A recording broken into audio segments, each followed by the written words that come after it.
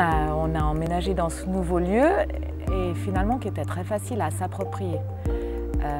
Parce que c'est un lieu qui est vraiment agréable avec ses cours intérieures, où il n'y a pas de véhicules, c'est au calme, on rencontre plein de nouvelles personnes.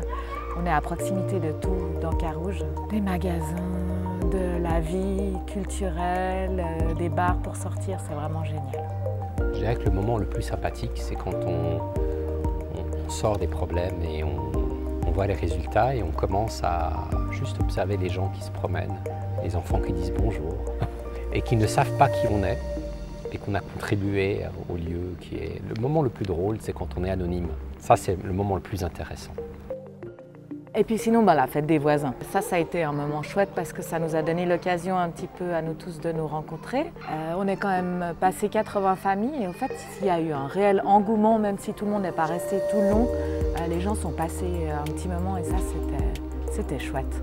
On ne peut pas perdre de vue la responsabilité sociale que l'on a dans l'acte de construire et de bâtir.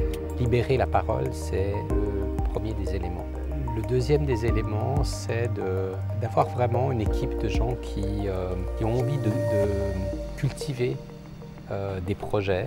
Ça demande de l'énergie, ça demande du temps, ça demande d'accepter qu'il y a des gens qui n'ont pas l'air d'être intéressés, mais on fait quand même pour eux.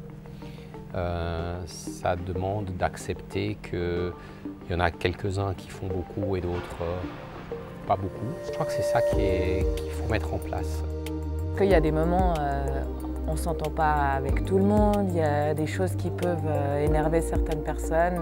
Je pense que ça, c'est un petit peu la vie, et puis que simplement, il faut essayer de faire en sorte d'être, oui, gentil, et puis parfois permissif et laisser des choses se passer, que c'est pas grave. Je discutais avec une sociologue qui nous a beaucoup aidés dans un autre projet, et qui nous disait « l'objet le plus pervers dans l'habitation, c'est le canapé ». Parce que le canapé, c'est le meuble qui a le plus grandi de tous les meubles de la maison. Et finalement, les gens s'enferment dans leur canapé, devant la télé, devant les jeux, devant d'autres choses. Et comment faire quitter ce canapé, qui est très confortable, pour aller rencontrer les voisins? Donc comment leur faire dépenser du temps avec les autres? C'est l'espace public et c'est l'utilisation qu'on fait de cet espace public.